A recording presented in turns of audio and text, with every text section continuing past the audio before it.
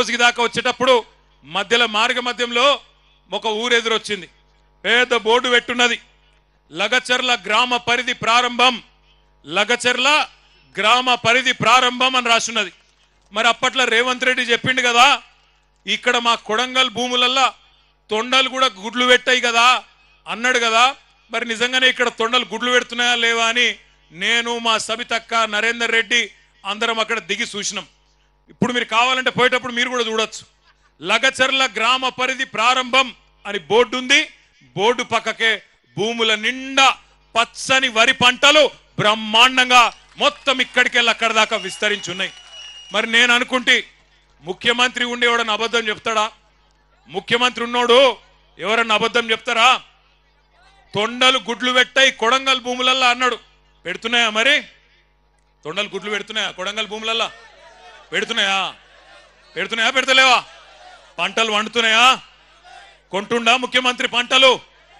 Bonus ఇస్తుండా? కందులు కొంటుండా? రైతు బంధు వడ్డదా? మొన్ననే చెప్పే కదా ముఖ్యమంత్రి అబద్ధం చెప్తాడా? మీరు అబద్ధం చెప్తురు. ముఖ్యమంత్రి కోసుకొచ్చిండు. కోసుకొచ్చి ఏం చెప్పిండు? టకీ టకీ టకీ టకీ అట. మేము నిజమే అనుకుంటుమి. కోసుగిలా చెప్పిండు కదా, ఓట్లేసి గెలిపించిన వాళ్ళకి చెప్పిండు కదా, అబద్ధం చెప్తాడా అనుకున్నా నేను. టకీ టకీ మన పడతాయి అన్నాడు. టకీ లేదు, టుకీ లేదు, ఇప్పటిదాకా ఏది దిక్కులేదు. ఒక్కల కన్నా ఇక్కడ మొత్తం కొడంగల్లా రైతు బంధు పైసలు పడ్డోళ్ళు ఒకసారి శైలా పట్టురి. రైతు బంధు పైసలు పడ్డాయా? ఒకసారి పడనోళ్ళు శైలా పట్టండి. ఒక్కసారి వెనకకు తిప్పండి అమ్మా, కెమెరాలు వెనకకు తిప్పండి దయచేసి. జర మంచిగా శైలా పట్టురి. కెమెరాలు తిప్పురి తమ్మి. రైతు బంధు రానోళ్ళు చెయ్యుపురి అడ్డంకి ఇట్లా రాలేదు రాలేదు రాలేదు రాలేదు అని. రేవంత్ రెడ్డి కనబడుతుందా? రైతు బంధు రాలే. రుణమాఫీ కానోళ్ళు ఒక్కసారి శైలావట్టు. రుణమాఫీ జరగనోళ్ళు జరగలేదా? మీ కొడంగల్ కూడా స్పెషల్గా ఏం వేస్తలేడా టకీ టకీమని? లేవా? ఎక్కడ ఇవ్వలకే చెప్పినా కొడంగల్ మందం నూకుతుండేమో వెనకకెళ్ళి అనుకున్నా నేను. లేదా అది కూడా బోనస్ పడ్డదా టకీ టకీ టకీమని? ఆడబిడ్డలకు 2500 వచ్చిందా టకీ టకీ టకీమని? రాలే. తులం బంగారం పడ్డదా టక్కు టక్కుమని? రాలే.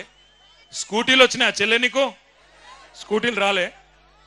మరి ఎవలకేమిచ్చిండు 14 నెలల్లో? ఎవలకేమిచ్చిండు? ఏమిచ్చిండంటే ఒకటి మాత్రం బాగా ఇచ్చిండు.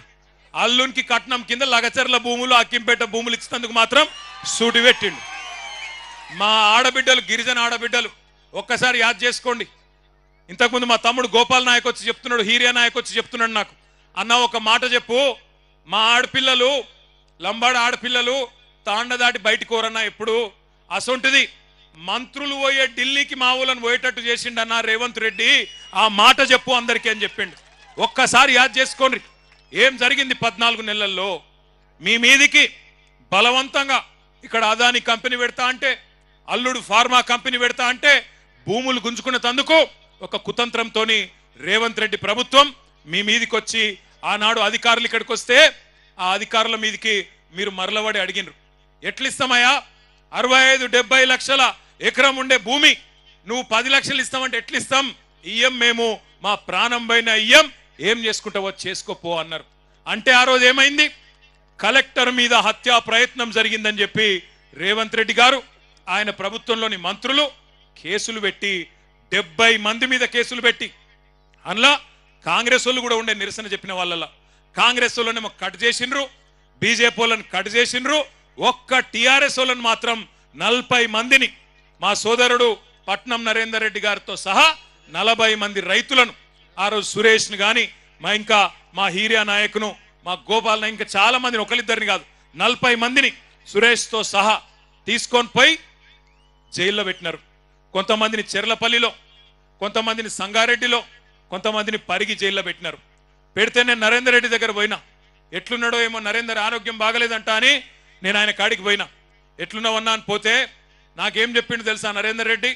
అన్నా నేను మంచిగానే ఉన్నా, అవసరమైతే కొడంగల్ రైతుల కోసం నెల రోజులు కాదు సంవత్సరం మొత్తం జైల్లో ఉంటా, నువ్వు వాపస్ పో, నువ్వు పోయి అక్కడ ఉండే మా రైతులను నిడిపి అన్నా, నేను కావాలంటే సంవత్సరం ఉంటా. రేవంత్ రెడ్డిని గతంలో నేను ఓడగొట్టిన 2018లో, అందుకే ఆయనకు నా మీద కోపం ఉంటది. కానీ ఆయన కోపం ఆయన తీరేదాకా నన్ను జైల్లో ఉండమంటే ఉంటా గాని వాళ్ళ నిడిపి అన్నా వాళ్ళ కోసం పో అన్నాడు.